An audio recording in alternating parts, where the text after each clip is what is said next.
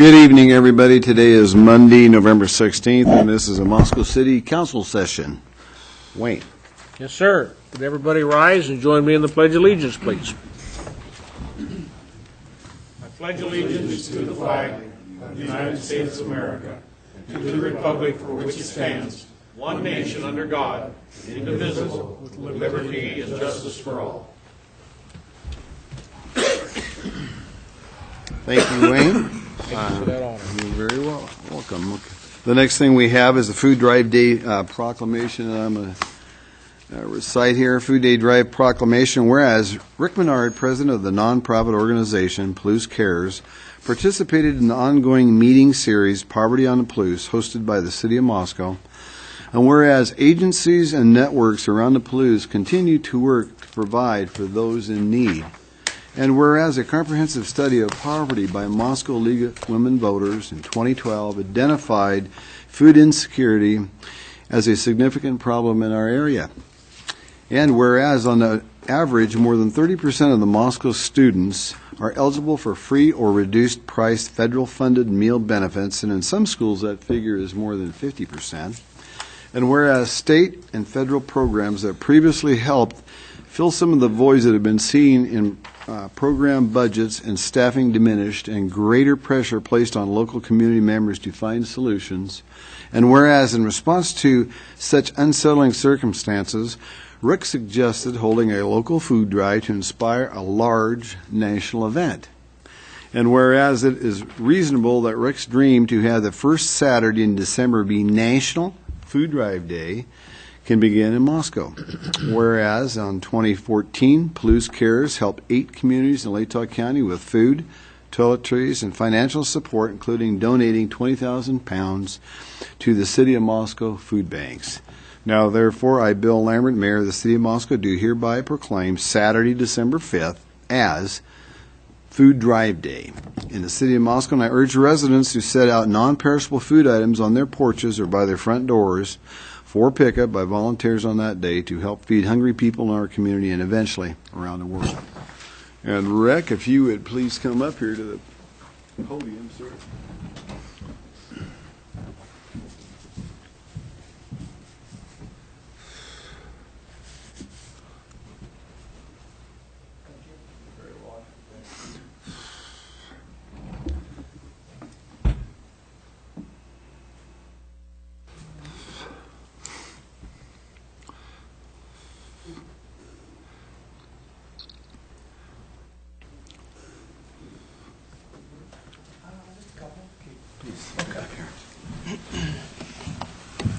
Hello, everybody. Our board is with me.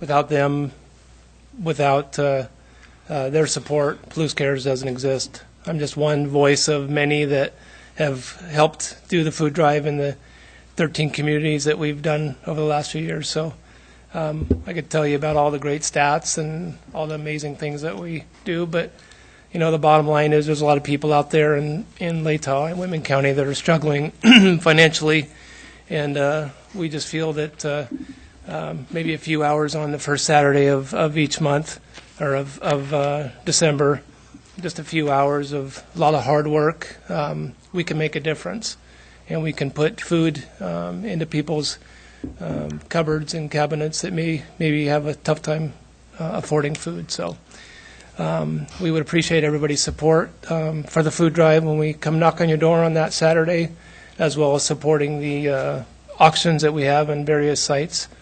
A lot of the business communities have given us amazing donation items that obviously the more folks that come to the auction, the more money that we can make.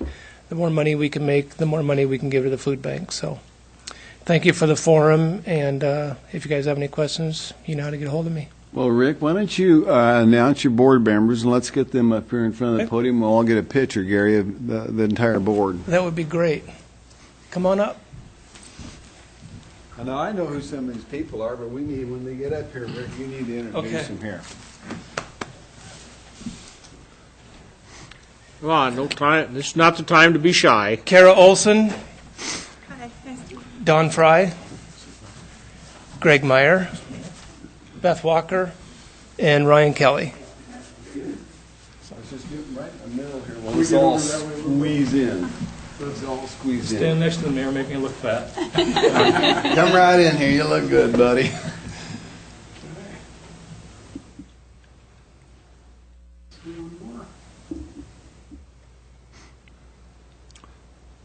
Pretty good looking group for the most part.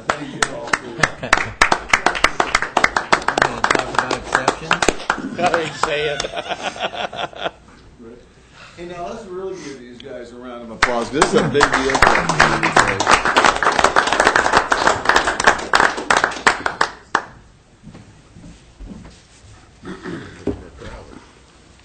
Thank you very much. We'll move on to the next thing, which will be the consent agenda.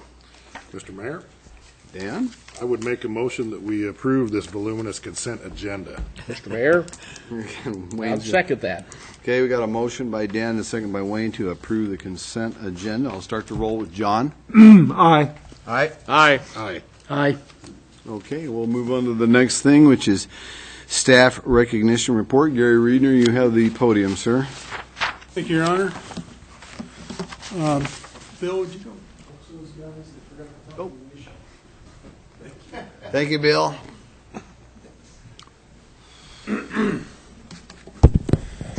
Thank you, Your Honor. We have a singular opportunity tonight to say farewell to a well-known staff member. Stephanie Claus, our city clerk, has recently taken a position at Washington State University, her alma mater, much to the chagrin of the staff and personally to me as a U of I alumni. But she's over there, and I believe it's a public records technician, Stephanie? That's the Records coordinator. public records coordinator. So Stephanie's been with us since 1999. So almost as long as I've been here, and it's been great to work with her. She came to work as a secretary. We used to call them secretaries in those days, and worked in the administration office to start with. She then became the administrative secretary later that year in 1999, and worked with me personally for about 4 years before she took over as city clerk in June of 2003. And if you calculate that up in an average of 28 night meetings a year, we've been graced with Stephanie's presence for 336 meetings. Assuming they last about 2 hours each, that's 700, almost 700 hours of time that she's taken notes, and I don't know how many pages of... But who's counting? Who's counting?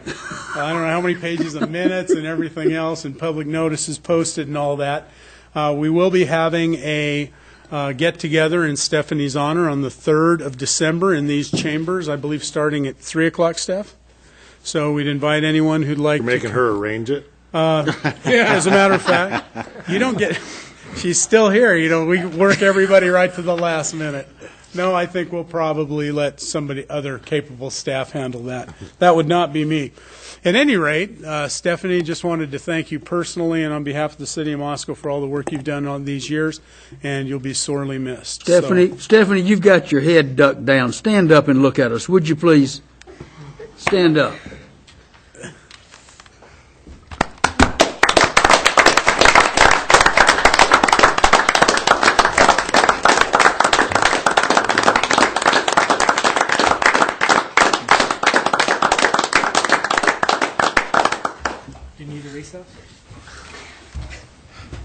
Well, I will say this about Stephanie, and it's very obvious that we all love her, and it's just the way it is. Because when you're part of the city family here, we all wish everybody the best when they go on to new endeavors in their life, and we're very happy for Stephanie in her new career, what she's doing.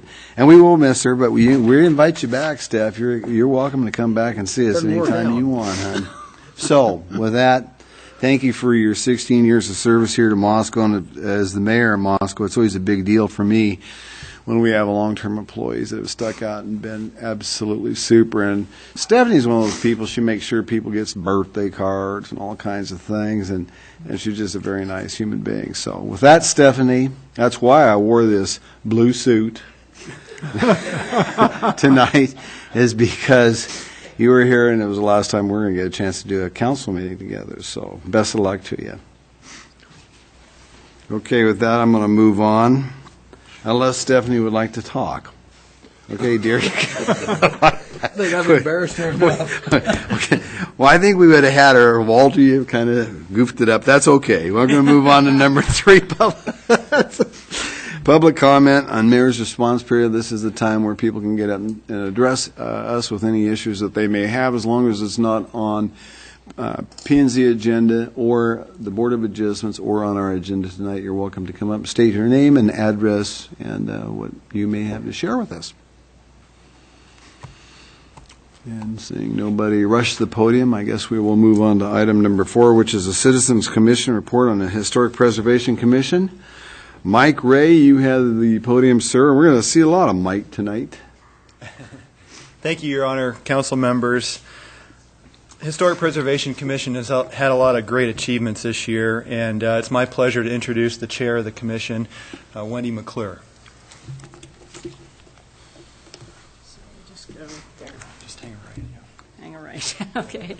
Thank you for this opportunity. Good evening.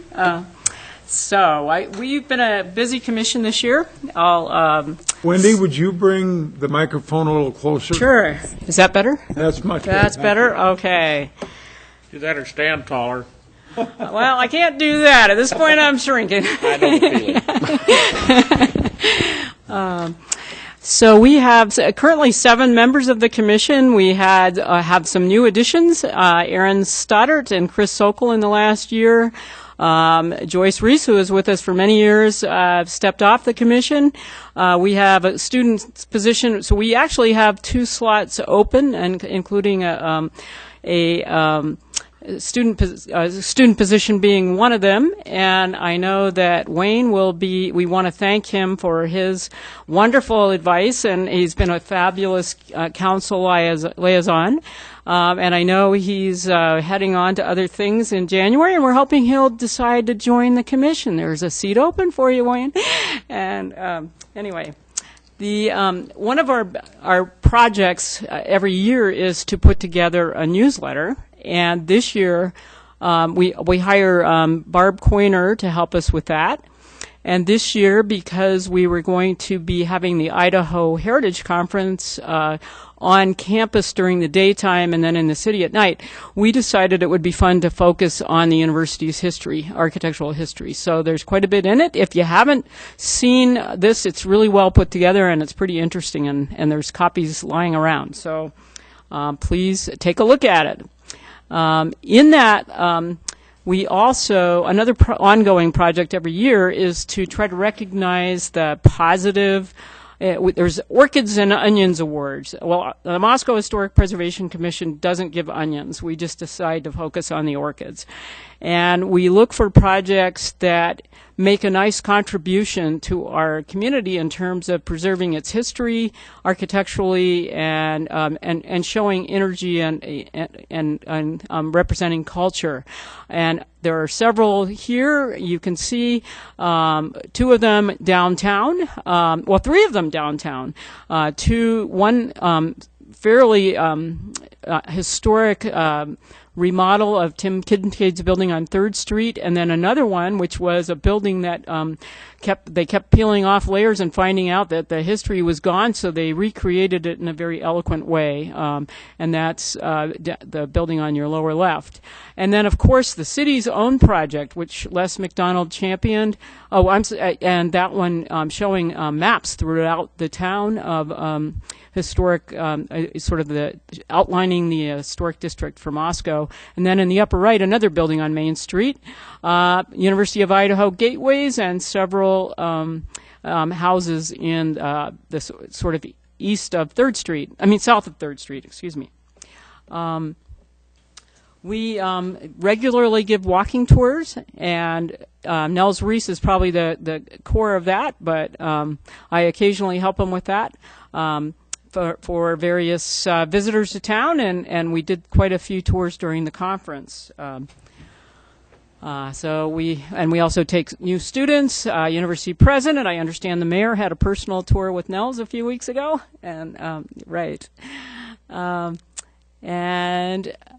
Also outreach and education. We today had the special opportunity. Nels and I are both faculty emeritus and in teaching, or used to teaching college students, and today we taught first and second graders about the, the history of the Palouse. Mayor Lambert came and joined us and talked to I think you talked to the second graders. Yep. And then we gave them a tour of downtown. We're currently, and then on the other end of the spectrum, we're currently working with the University of Idaho School of Journalism on their classes developing some marketing materials, meaning just how do you promote the commission and show people what we do, et cetera. And so that class is putting together materials that we're going to be reviewing and hopefully can put on the city rack just to show what our mission is, et cetera. And probably one of our bigger projects this year was being very actively involved in the Idaho Heritage Conference, which was held here in Moscow in September. Several of us on the commission worked with Mike and others, the Chamber of Commerce, to get the conference, Moscow, to be the site for the conference. So we won. I don't know if it was good or bad, but we won the award. At any rate, it was a fabulous conference. It was very well attended. We exceeded the Boise first conference attendance last year, and by quite a bit, I believe. And it was a lot of work for the local committee, but we're glad that it's over, and we're glad we did it, and it was a smashing success. And then our biggest project this year, and I think you've already seen this, and it's already gone through council in terms of approving the nomination, but is the expansion of the Fort Russell district. And we still have a couple of hoops to go through. Right now, the commission is reviewing, just tweaking the nomination a bit to try to be more inclusive in some of the contributing properties. And then we will forward our recommendations to our state architectural historian, and she will bring it to the State Historic Sites Review Board in June. They will approve or disapprove, and then if it's approved, it goes on to the keeper of the register in Washington, D.C. for final approval. So hopefully by next fall, we'll see an expanded Fort Russell district that really, we think, better represents what the neighborhood should be. So that's, and then we have, we're always visioning what we'll do next. There's several other areas of Moscow that are deserving of becoming historic districts potentially. There's some interest actually with the Arboretum neighborhood that goes back to the 1930s in terms of when it was planned, and also many properties south of 3rd Street, all the way over to the Torrey Highway can potentially form a district. So, and also more current architecture, anything more than 50 years old that's actually architecturally significant. So those are our, we also, A Great Good Country, which is a fabulous resource for our community and historians and young people. Anybody wanting to get a good sense of history about Moscow is out of print. We'd like to figure out how to get a grant to get it back in print. And that's something that we'd like to perpetuate. And in this case, another project is to look at really identifying our key buildings in the public buildings in particular in the vicinity of downtown, but outside of downtown, that are individually listed on the National Register, but also are icons in our community, and having some kind of interpretive signage about what they are. And that's something we need to work on in the next year. And that's it. Does anybody have any questions? Wendy, I want to make a comment about the Idaho Heritage Conference that I was able to get a chance to talk at in September, and that was something that was very well received, I thought, and it was exciting to find out that we beat Boise on the numbers, and anytime we can beat Boise on anything, it's a wonderful day for me. Personally, in our town, but the neat thing about it was I got a chance to talk to a lot of folks from around the state, and Nels Reese took people on a tour of some of the historic area, and so that's how I ended up going on a tour with Nels like a week and a half later, or maybe it was 2 weeks later. But anyway, nevertheless, him and I talked about it, and so we set up a time, and and he took me all around. And Nils is the absolute perfect person to do that. I can't think of a better guy that can do that because he's just excellent at doing that. So anyway, thank you. It was very, very nice. And of course, Mike is our city. Right, Mike worked tirelessly on he helping. He sure did. So it was a big deal for us. But that's a big thing for our community to get that kind of recognition. It's wonderful. And thank you for all your work. Yeah, we were so happy to get the attendance we did. It was just really Wayne, you got. You bet. Well, first of all, I want to thank Wendy for chairing this commission. She does an excellent job of chairing it. She is thoughtful. She brings out ideas from the other members of the commission, and that's a sign of a leadership. And I want to thank Mike also. My goodness, you're simply the staff liaison, but my gosh, you work so hard for the Historical Preservation Commission that you two are one of the reasons why that is my most favorite commission. In the 8 years that I've been on City Council, I think I have been the council liaison for at least 4 and possibly 5 of those years. I started off at the University of Idaho as a major in architecture. I didn't know that. Did in 1960, fall of 1967. In 1969, I had to leave the University of Idaho because there was a thing going across the other side of the world that was going on that got in the way of that. I lost my sight when it came to architecture after that. And the Historical Preservation Commission has instilled in me a real appreciation for those buildings that you showed.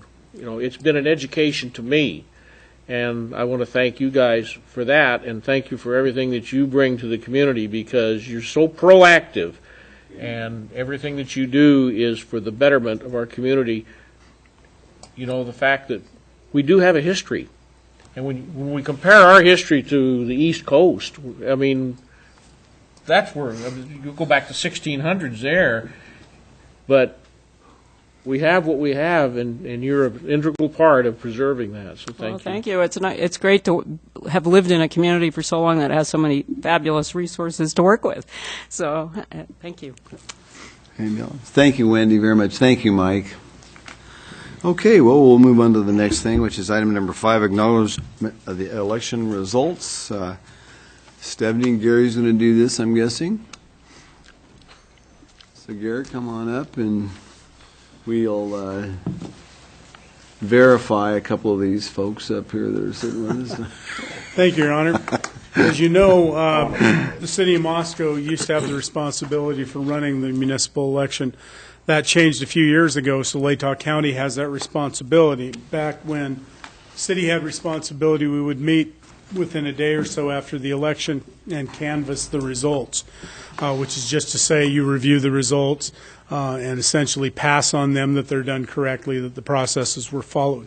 Since that's done by the Latah County clerk now, the county commission then canvasses the votes. In the packet that you have in front of you is the canvass that was done by Henry Ann Westberg, the county clerk, another City of Moscow alumni, and the Richard Walzer and Tom Lamar of the Latah County Commission. There was a city election that was held on that date, and that was 3 city council positions, and the results of that election are also counted in the canvas, the documents that you have in front of you. So, the winners of the city election, of course, Dan Carscallon, Jim Boland, and Catherine Bonzo. So those results have been appropriately canvassed by the Latah County Commissioners, and at this point, it's the City of Moscow has the opportunity, the City Council, to accept the canvassed election results from Latah County. So, if you're so inclined, I'd like to see a motion to accept those canvassed results. Mr. Mayor? Walter. I would make a motion to accept the canvass election results from Latah County as presented in the packet. I'll second it in a self-serving manner. Okay, we got a motion by Walter and a second by Dan to accept the canvass election results from Latah County. And I will start the roll with you, Walter. You mean? Aye. Aye. Don't we have to abstain? It's not eighth grade elections, Jim. Oh, we don't abstain. Okay. Aye. Okay. Self-serving. We got it. 5 to Well, hey, you guys weren't the ones that produced the results. You ran. It was somebody else that did the counting, Jim, so you're very much a part of it. So that has been accepted. Thank you very much. It'd be me. Okay, the next thing is a public hearing. We're going to have a proposed amendment, Title 4, Chapter 5 of the Flood Hazard Area. Michael Ray, would you present, sir, please? Thank you again, Your Honor, members of the council.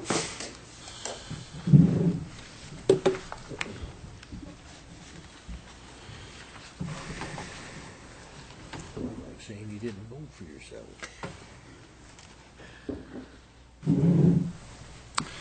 So before you tonight, we have a proposed amendment of Chapter 5 of the Zoning Code, which happens to be our Flood Hazards Areas chapter. I just wanted to start by identifying a couple of bodies of water that flow through the city of Moscow that have mapped 100-year floodplains or special flood hazard areas.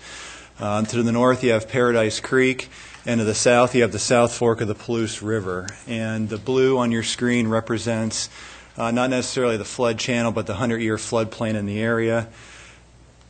And I always like to take this opportunity to point out, even though this has no bearing on the amendments tonight, about a couple years ago we had a letter of map revision that ended up remapping a area that extended into downtown, but it was for the university's recreation center project, and they had a daylighting project for Paradise Creek, and the result of that was about 80 to 90 properties ended up being removed from the special flood hazard area or 100-year floodplain. And so what that means is they're no longer required to carry flood insurance on the property, and the 100-year floodplain doesn't extend onto those properties. So just to point that out here, this is the revised map, and that's what it looked like before. So we had a number of properties that ended up, even the 100-year floodplains extends all the way to some properties on the west side of Main Street previously. So that was a big thing for the Moscow and University area at the time.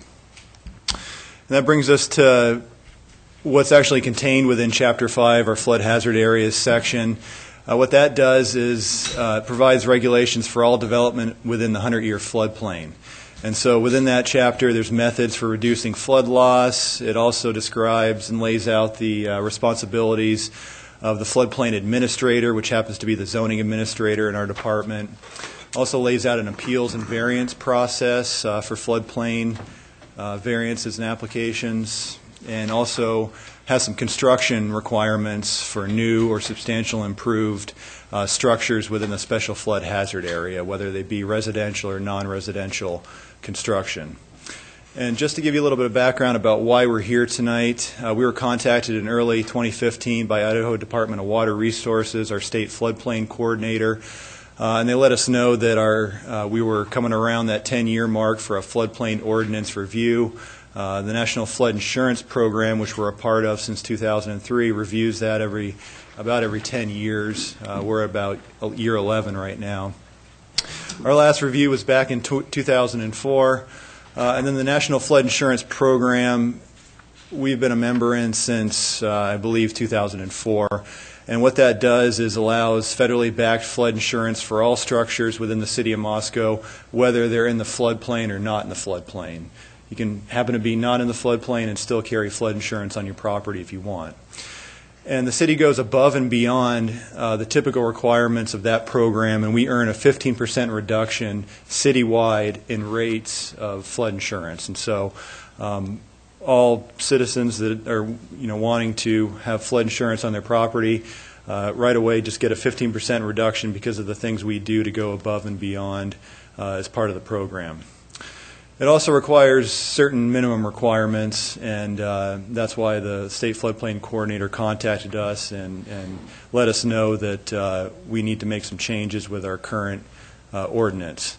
So in April of this year, they provided feedback, and a lot of the updated just needed to be current language that exists within the program. And so they've tweaked some of that language, and it's just to bring it up to date with their current regulations. There's a little slight restructuring that eliminated some redundancies. We covered construction regulations for residential and non-residential, and we duplicated those twice. And so a lot of this is restructuring and then making the document a lot more user-friendly to staff as well as the public who's trying to interpret it. Also had some definitions. A lot of this is definitions that were included within our ordinance, but we didn't define in the definitions section. So we've added these definitions, and we've also added some definitions which provide clarity. Maybe there's a term that's used in other definitions that you need to add another definition in order to make that a little clearer. We also had some state code references that needed to be updated. This was previously in Local Land Use Planning Act on the state statutes, and it shifted into a hazard section within the state code. Also had correct rate studies that needed to be amended. We had a previous rate study from back in '82 that was still cited in our ordinance. We needed to update that to our 2002 study, which is the most current. We also needed to add some variance and appeal procedures specifically for developments in the 100-year floodplain. Previously, we had just directed people to the variance and appeal section of the city code, which is really general. We also needed to update manufactured homes, just add a little bit of slight language with manufactured homes. Instead of going up to the base flood elevation, elevate those up to the flood hazard elevation. And then our subdivision standards, currently the floodplain regulations are within a subdivision section. And we're just relocating those to the floodplain ordinance for a centralized location, and so you don't have to go to multiple places to get those requirements. So we've made all the required changes required by IDWR, and in September 2015 they reviewed and confirmed that they met all the requirements of the NFIP program. Planning and Zoning Commission conducted a public hearing that happened October 14th, 2015, and they recommended approval of the ordinance as presented to City Council. And staff's recommendation tonight is to conduct a public hearing and, after considering any testimony, approve the ordinance under suspension of the rules, requiring 3 complete and separate readings, and then it be read by title and published by summary. And I'd certainly be able to answer any questions that you might have. Questions for Walter? Thank you, Mayor. Mike, on a couple of slides before, you had a thing called correct rate study in the middle right there. And you mentioned 2002. What rates are you talking about? It's the flood insurance rate study. So that's the latest study where they define where the 100-year floodplain is and map out the whole channel. And it just happened to be 2002 is the last time we had a rate study done on Moscow, and so that's our current map. And that was done after the rec center work and the creek down around the U of I that changed downtown? The rate study was from 2002. We had a letter of map revision. So you still have the 2002 rate. It just revises that portion of the 2002 rate study. So we're still at 2002. Okay. They've just submitted a 2013 letter of map revision, and it just amends that one, the one area there that I referred to earlier. So if I'm buying flood insurance, whether I'm inside or outside of a flood area as shown on the map, my rates are set back in 2002. Correct. Got it. And if I may, on another similar topic, if you go back to your mapping of the flood areas, that one. Years ago, and this may be for Les and Bill or yourself, Mike. Years ago, there was a large channel put in right next to Joseph and the ball fields in that area. Did that change the flood mapping any, or is it just, how does that relate to that large area that we've got in the floodplain? And the one I'm pointing to, and just for, I don't know whether people can see the pointer on the TV. It lies between, what is that, 6th and Joseph, or 6th and White Avenue, looks like. Bill, you want to answer that? Yes. The overflow channel that was constructed along Mountain View, is that the structure you're referring to? That was constructed after the 96-97 flood events and was constructed in order to try to relieve flooding that was happening back on Meadow Street at that point in time. Joseph Street Bridge had not been replaced and was a fairly significant flow restriction along that section of the channel. And so that overflow was constructed. It picks up just at about 7th Street. It conveys water through the channel and discharges to a underground culvert that then discharges near Fire Station 2 on the west side of Mountain View Road. That was constructed, I believe, in that 99 timeframe. It was shortly after the 96, 97 flood events and was in place when the Corps came in and did another remapping effort in the 2002-2003 time period. So it is reflected in the floodplain maps.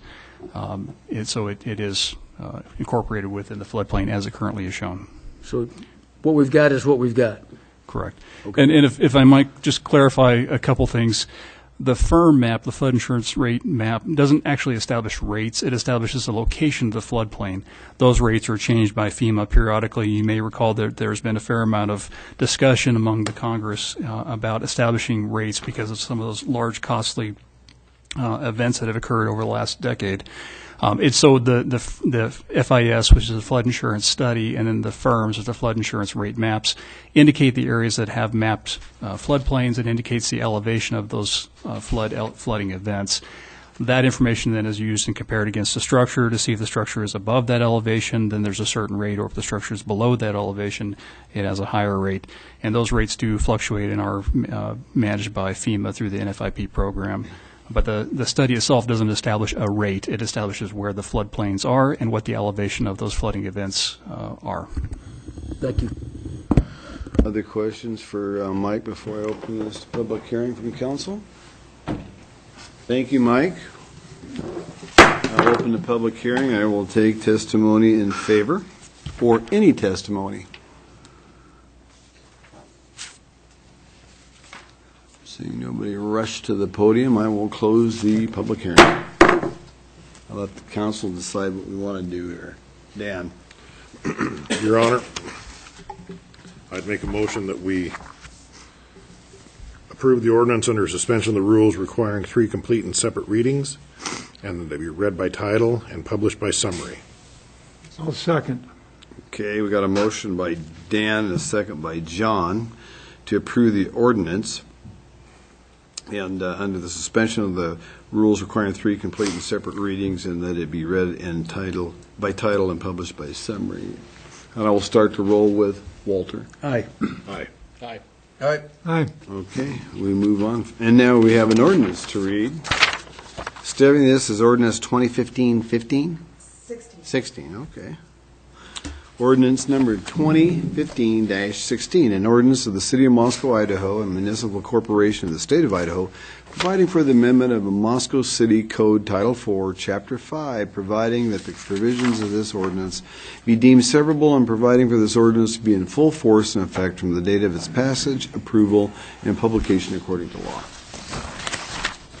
Okay, with that, we will move on to item number 7, which is Prospect Place additional final subplat and PUD. Mike, you have this one as well, sir. Thank you again, Your Honor, members of the council. So before you tonight, we have a final plat and final PUD proposal for Prospect Place addition to the City of Moscow. And you may recall earlier this year, this was a development on the northwest corner of Palouse River Drive and Sunnyside Avenue that had originally divided ownership through a condominium plat process. And they were going through the subdivision plat and PUD plat process in order to have fee simple ownership of the properties that they currently reside on. So just to go through what's happened up to this point, April 22nd, 2015, P&Z conducted a public hearing on the PUD and preliminary plat for Prospect Place addition, and they recommended approval to council with no conditions.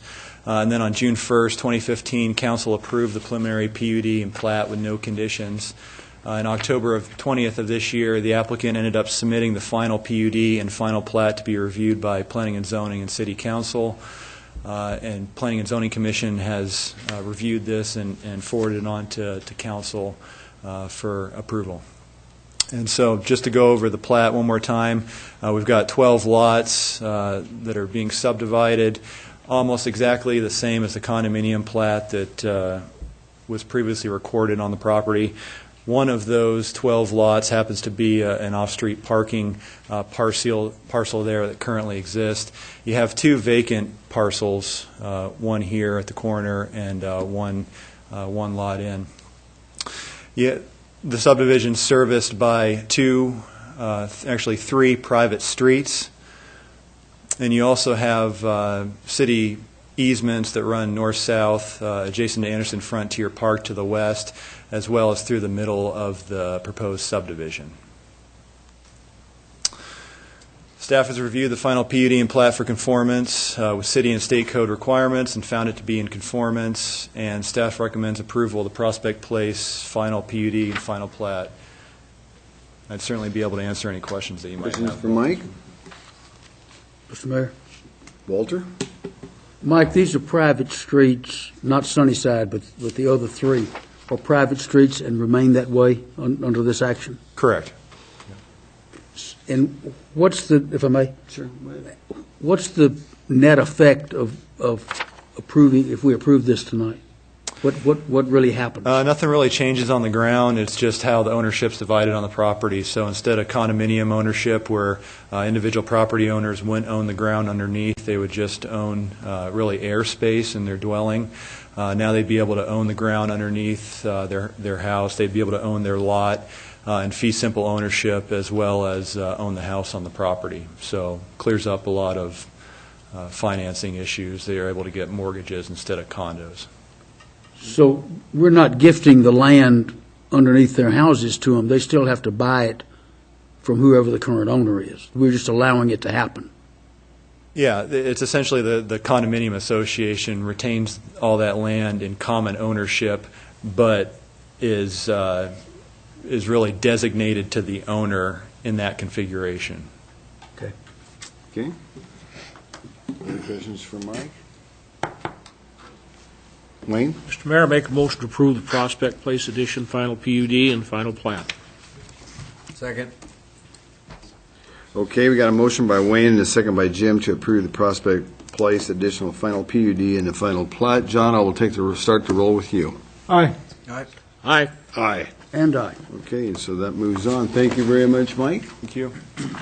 Now we'll move on to item number 8, which is well number 10, rejection bid, Les McDonald. Sir, would you come up and present to us, please? Mayor Lambert, members of the council. As you know, the Well 10 project is one we've been working on for some time, and we were happy to put it out to bid this fall through the use of funding through the Department of Environmental Quality State Revolving Fund loan program, something we've been working on for some time. The project did go out to bid this fall, and we did receive 2 bidders. Not as many as we would have liked, but sometimes that's the way it goes. The bids came in a bit over the engineer's estimate. The bid schedule, or the bid was set up with 2 schedules for 2 different sizes of wells, either a 20-inch casing or a 24-inch casing. That was done to really look at the possibilities of different capacity of well production. And depending on what kind of bids we got, the idea was to make a decision about what size of casing to proceed with and what size of well to drill. So that's why there are 2 bids in the bid schedule. We did receive 2 bids, one from Snyder Water Services of St. Paul, Oregon, as the low bidder, and the other is Holt Services out of Edgewood, Washington, as the second bidder. Quite a bit of difference in the bids that were received. Very interesting when you start looking at the bid tabulations that are in the packets. Subsequent to the bids, we determined that there were a couple of procedural issues that came up through the process. There were 2 things in particular that were not addressed during the bidding process that we need to correct. The first of those has to do with the prevailing wage, which is the Davis-Bacon federal wage program.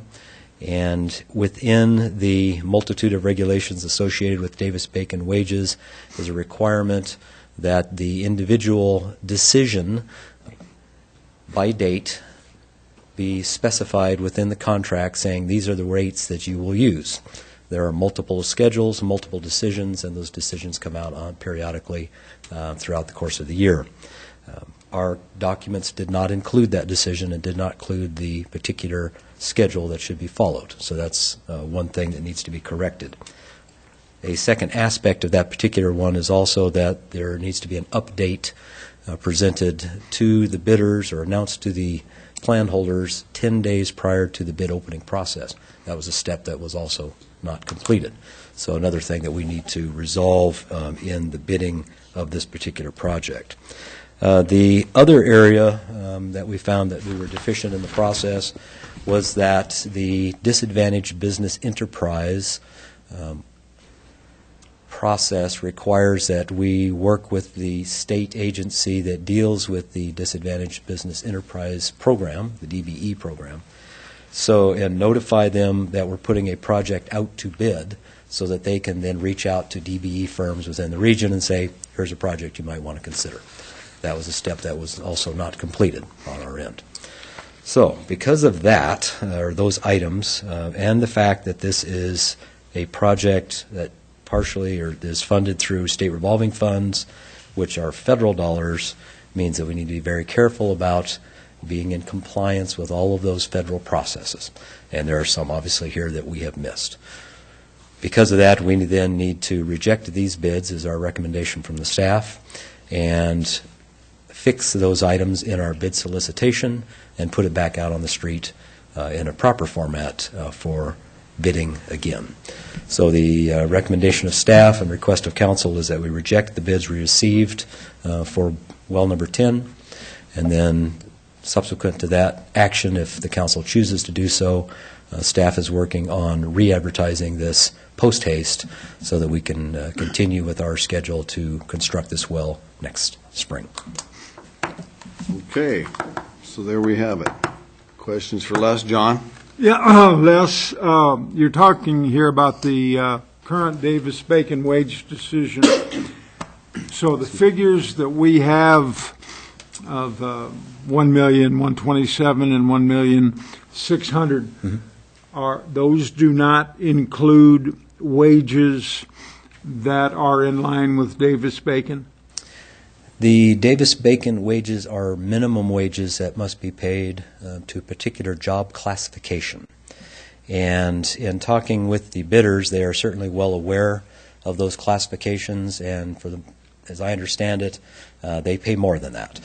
They are minimums, and it is likely that that is indeed the case. We've not seen their payrolls, so we can't say for sure, but it seems likely that as they are aware of the Davis-Bacon requirements, that they certainly would be paying that minimum or more.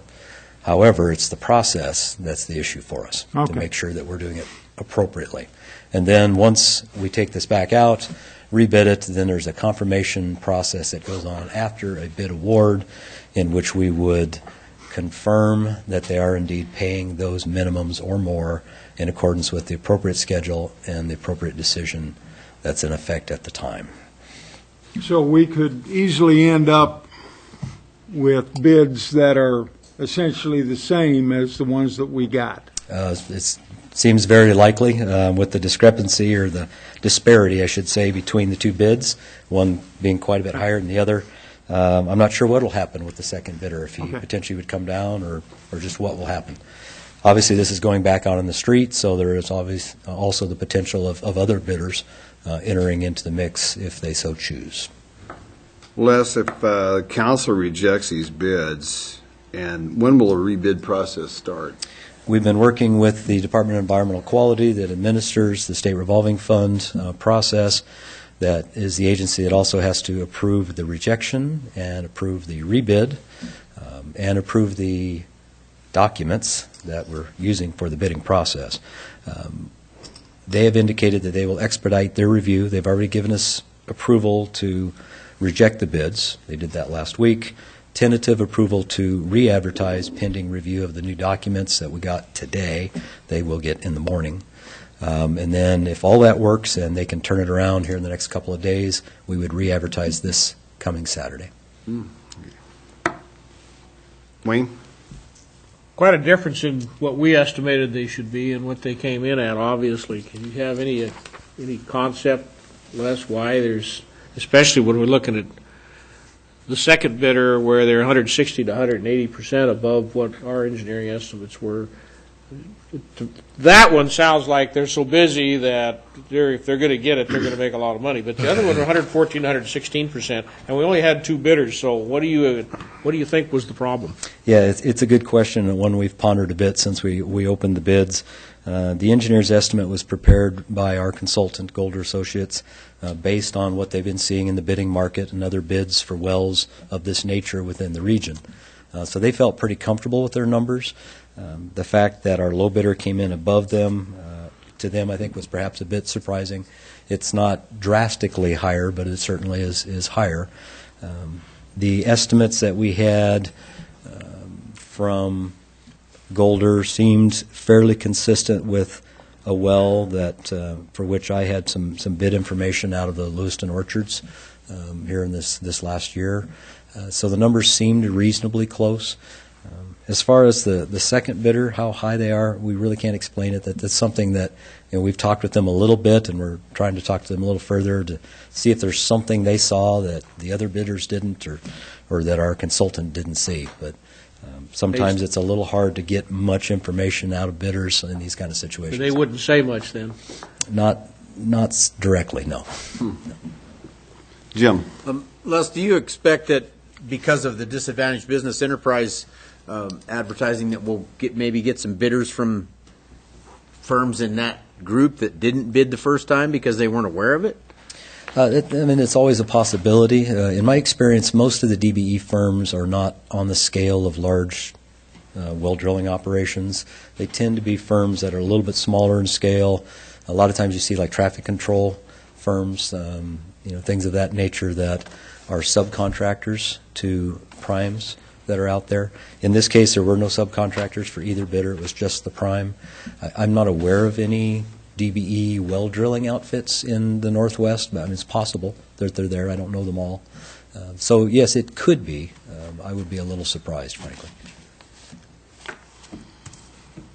Okay, Walter. Les, do you plan any scope of work or quantity adjustments for the rebid? We would not be, no. So straight up, it's basically the same bids going out. It's the same project, updated specifications to make sure we're in compliance with all the appropriate procedures and requirements, yes. Yeah. I make a motion that we reject the bids received for the well number 10 drilling project. Second. Okay, I've got a motion by Dan and a second by Walter to reject both bids and rebid the project as soon as possible.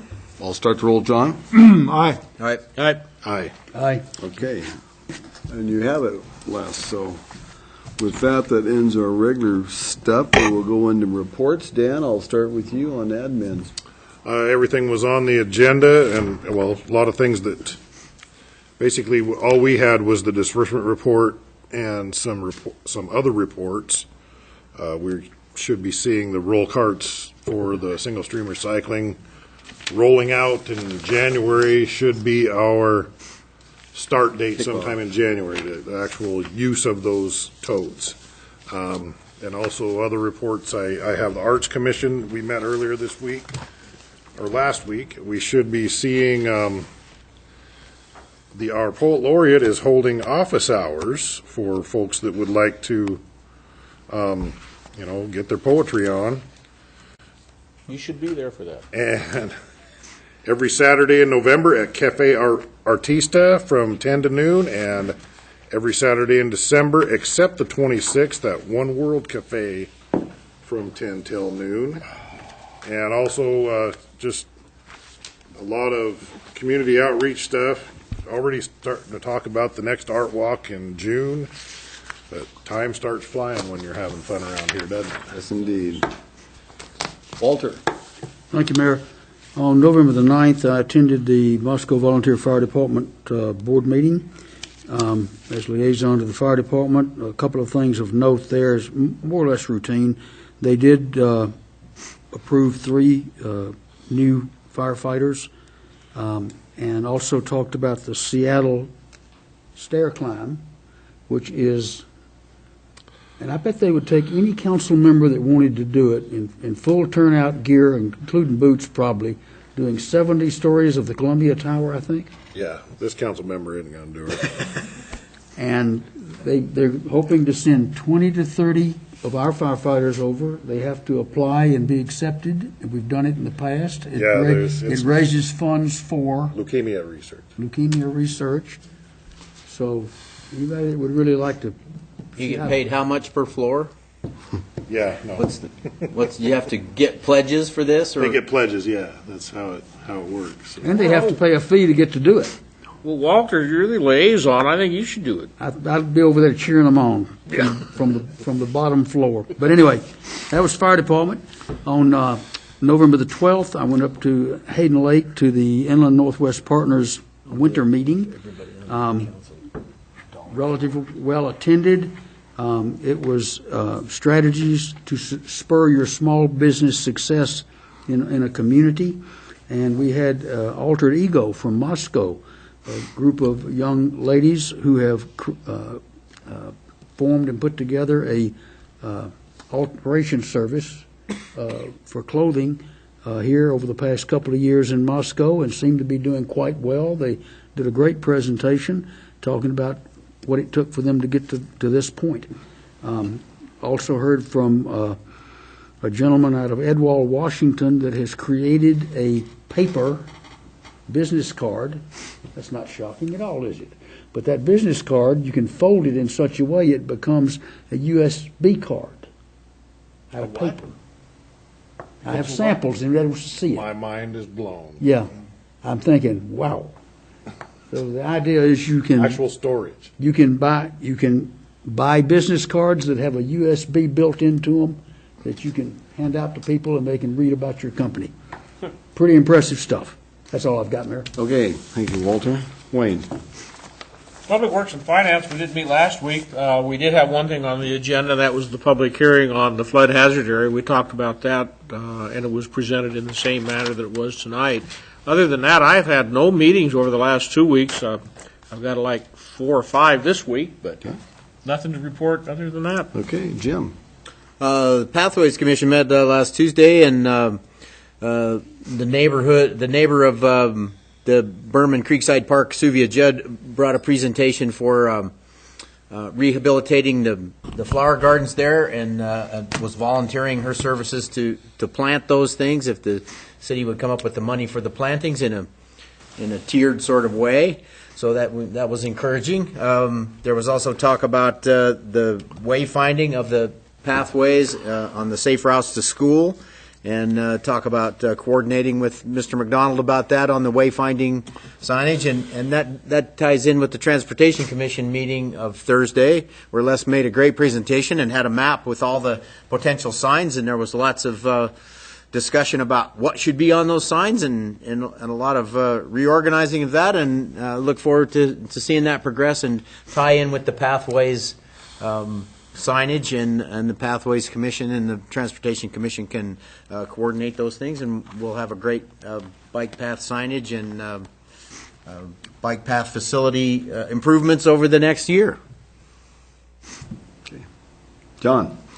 The council took care of the planning and zoning issues that were presented at the last meeting, and the other council liaison that I've got for Human Rights Commission, I think that is tomorrow at 4 o'clock.